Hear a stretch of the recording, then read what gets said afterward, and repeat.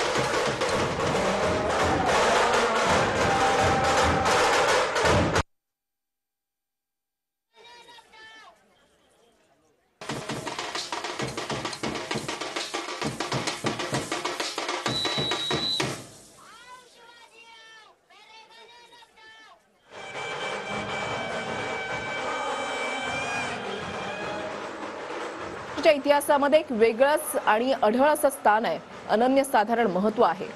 या किल्ल्याला चारही बाजूंनी कठीण चढाव आहे आणि जिंकण्यासाठी कठीण असा हा बालेकिल्ला मानला जायचा।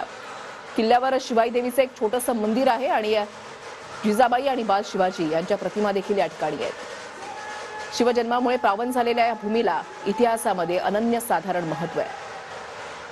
आकाराने शिवपिंडीसारखा दिसणारा हा किल्ला पाहण्यासाठी देश विदेशातून शिवभक्त या ठिकाणी येत असतात आणि आज तर छत्रपती शिवाजी महाराज यांची 394वी जयंती आहे। त्याच्यामुळे या वास्तूच्या ठिकाणी छत्रपती शिवाजी महाराज यांना मानवंदना देता यावी, त्यांना मानाचा मुजरा करता यावा यासाठी शिवभक्त मोठ्या संख्येने उपस्थित आहेत।